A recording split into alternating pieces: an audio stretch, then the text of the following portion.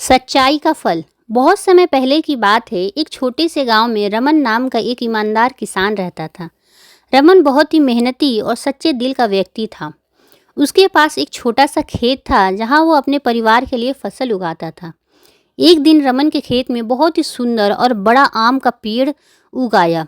उस पेड़ में मीठे और रसीले आम लगे थे। रमन ने सोचा कि वो इन आमों को बेचकर अपने परिवार के लिए कुछ अतिरिक्त पैसे जमा कर पाएगा। लेकिन रमन के गांव में एक लालची और धूर्त व्यापारी भी रहता था। उसका नाम था जग्गू। जग्गू ने सुना कि रमन के खेत में बहुत अच्छे आम लगे हैं, तो उसने सोचा कि किसी तरह वो उन आमों को सस्ते में हासिल कर ले। जग्गू रमन के पास आया और बोला, रमन भाई, मैंने सुना है कि आपके खेत में बहुत अच्छे आम लगे हैं। मैं उन्हें खरीदना चाहता हूँ। आप कितने में बेचेंगे? रमन ने कहा, जग्गू भाई, ये आम बहुत मेहनत और प्यार से उगे हैं। इनकी सही मूल्य होगी 500 रुपये प्रति टोकरी। जग्गू ने मन ही मन सोचा कि ये तो बहुत महंगा है, लेकिन उसने एक चाल चली और कहा, ठीक है रमन भाई, मैं 500 रुपये में खरीद लूँगा, लेकिन मैं पहले आमों का स्वाद चखना चाहूँगा। रमन ने सहर्ष का एक पका हुआ आम तोड़कर जग्गू को दिया। जग्गू ने आम का स्वाद चखा और बोला, वाह, ये तो बहुत ही मीठा है। मैं इन्हें खरीदने के लिए तैयार हूँ। जग्गू ने रमन से कहा कि वो अगले दिन पैसे लाकर आमों को ले जाएगा।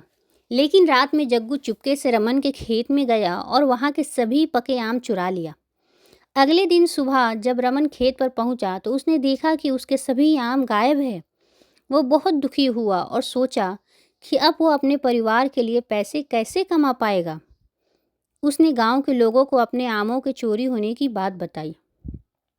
गांव के सरपंच ने सभी गांव वालों को बुलाया और पूछा कि किसने ये चोरी की है, लेकिन कोई भी कुछ नहीं बोला। तभी एक छोटे बच्चे ने कहा, मैंने रात में जग्गू चाचा को रमन चाचा के खेत के पास देखा था। सभी लोग जग्गू के पास गए और उसे आमों की चोरी के बारे में पूछा। पहले तो जग्गू ने इनकार किया, लेकिन जब सभी ने उसे घेरा तो उसने सच स्वीकार किया और कहा, मुझे माफ़ कर दो, मैं लालच में आ गया था। रमन ने कहा, जग्गू भाई, आपसे ये उम्मीद नहीं थी, लेकिन सच्चाई जानकर मुझे अच्छा लगा कि आपने अपनी गलती मानी।